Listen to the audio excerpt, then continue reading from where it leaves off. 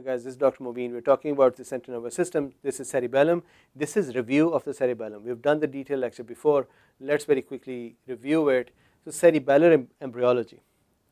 Rhombencephalon, the third vesicles in the neural tube, gives rise to metencephalon and myelencephalon.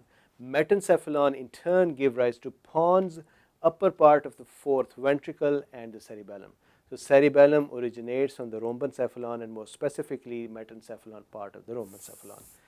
Then is the cerebellar functional units. The cerebellar functional units are vermis on the central part of the cerebellum. The deeper nucleus of the vermis is called the fastigial nucleus. It's actually a group of nuclei which are collectively called fastigial nucleus. Then paravermis or paramedian part of the cerebellum, which are the interposed nuclei, two groups, emboliform and globose, together called interposed nuclei. These two things, the vermis and the paravermis, together make the execution unit of the cerebellum. They help the motor cortex do execution of the activities. Then is the lateral part of the hemisphere, that is the planar part. The deeper nucleus in there is the dentate nucleus. Please remember this, dentate nucleus is responsible for planning and not for the motor execution. Fastigious and the emboliform and globose, the interposed nucleus, they are responsible for execution. Then is the flocculonodular lobe. Flocculonodular lobe is responsible for balance and for the smooth eye movements. The saccade eye movement or saccadic eye movements from horizontal is the vermis and vertical saccadic eye movement is the paravermis. So vermis is horizontal, paravermis is vertical, and flocculonodular is the smooth pursuit. After that, we talked about histology. Histology, the cerebellum has three parts, just like cerebral hemisphere: outer cortex, then the white matter, and then the deeper nuclei. Cortex is divided into three layers. From inside outwards, there is granular layers containing granular cells, then Purkinje layer containing the Purkinje cell, and the importance of the Purkinje layer is this is the second most common area that gets damaged by the ischemia or higher temperatures. The first most common area that gets damaged by the ischemia is the pyramidal cells in the hypothalamus. And then is the outer layer or the molecular layer that contains the stellate cells, basket cells, and Golgi cells. Now, important thing here to realize is all cells are inhibitory. That means they also have a neurotransmitter, they use GABA, except the granular cells. Granular cells are excitatory and they use glutamate. So that is the histology. Then we came to the functional unit. The functional unit is very simple. I relate it to the renal system. A kidney is millions of nephrons put together, right? Similarly, a cerebellum of millions of Purkinje cell units put together. So what are those units? If you see here, there are fibers coming from outside. There are two types of fibers, climbing fibers and mossy fibers. Climbing fibers are all fibers that come from inferior olivary nucleus. They come through the middle cerebellar peduncle and inside. Climbing fibers bring very strong impulses. They connect with the Purkinje fibers. They make smaller number of connections there, but every impulse, every signal that comes is then followed by a secondary progressively diminishing oscillating signal. So that is the climbing fibers. Mossy fibers, on the other hand, bring in weaker signals. They are all other afferents coming to cerebellum from everything, from red nucleus or from olive or from reticular formation or from the spinal cord or whatever. All incoming fibers other than the fibers from olivary nucleus are the mossy fibers. Mossy fibers are 1 micrometer in diameter, very slowly traveling fibers. They are actually the ones that are responsible for dampening effect. What happens is, if you see here, this is a granular cell, this is a Purkinje cell, these are stellate cells.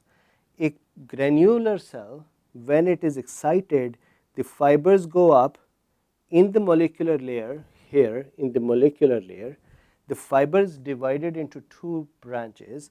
These branches traverse the molecular layer and they synapse on the Purkinje fibers.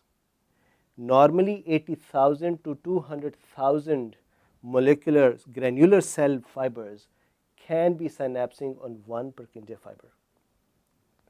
Then inside the molecular fiber, there are stellate fibers which are on the right angle to the molecular granule cell fibers. So if the granular cell fibers are going this way, then the stellate fibers go this way.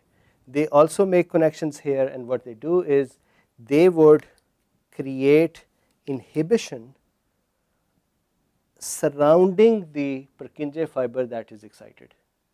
So if this Purkinje fiber, let's say this is a Purkinje fiber that is excited, then the surrounding fibers are inhibited by the stellate fibers. So when the surrounding fibers are inhibited and this fiber is excited, this creates sharpening of the activity.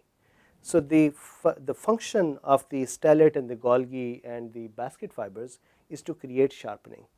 Now the other function of this functional unit is create dampening. What that means is every fiber that is coming in gives a branch to the deeper nucleus. Deeper nucleus becomes excited and does its function.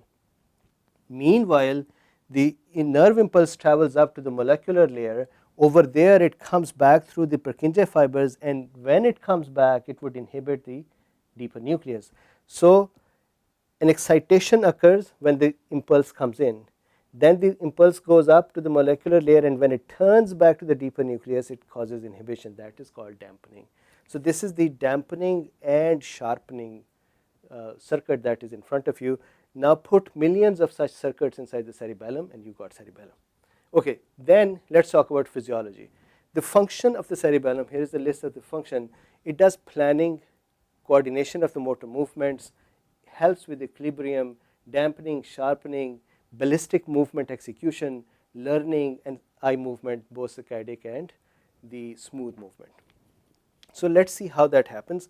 The tracts that you should know are the dorsal spinocerebellar tract, ventral spinocerebellar tract, pontocerebellar tract, and vestibulocerebellar tract. These four tracts you must know them cold.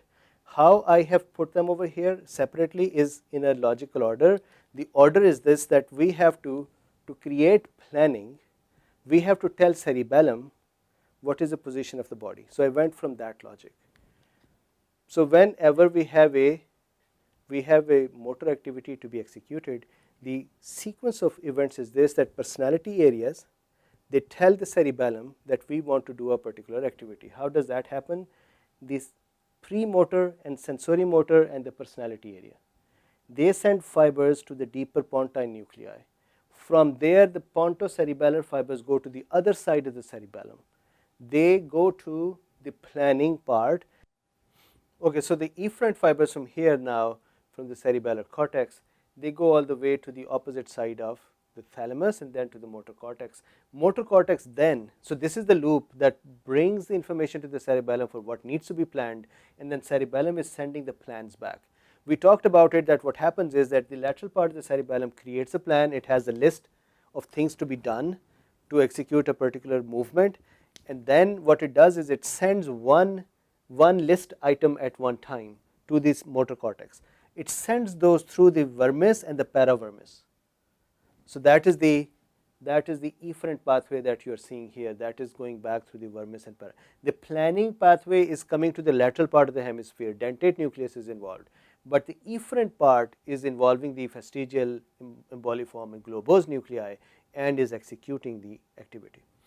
Now when this is happening, the dorsal spinocerebellar tract's function is this. You know that what is the dorsal column? Dorsal column is proprioceptive column. So cerebellum needs to understand what is the body's position, then to be able to adjust that position. So the dorsal column here in blue brings the impulses from the muscle spindle and the Golgi tendon organ, and it goes to the ipsilateral cerebellum through the inferior cerebellar peduncle. That brings the proprioception. Then there is another magical thing, and that is the efferentoscopy, that is the ventral spinocerebellar tract. So what happens is we provide the information to cerebellum about the proprioception, brain provides the information to cerebellum for what activity needs to be done, cerebellum then in turn tells the motor cortex how to do it, and as it gives the activity orders to the motor cortex and motor cortex then executes them, cerebellum receives the copy of the execution orders to compare what did I ask for and what did actually happen. Isn't that beautiful? So that copy is brought up from the spinal cord, from the motor area of the spinal cord, anterior horn of the spinal cord, back to the cerebellum, called ventral spinocerebellar tract. So remember, ventral spinocerebellar tract is not a sensory tract. It's an ascending tract but not sensory. It is a copy of the motor activity that is arriving at the spinal cord levels back to the cerebellum, so cerebellum can see what did I order and what did really happen. So that is the ventral spinocerebellar tract. If you see here, efferent's copy, dorsal spinocerebellar tract, proprioception, pontocerebellar tract is the intent of the movement, vestibulocerebellar, let's talk about that now.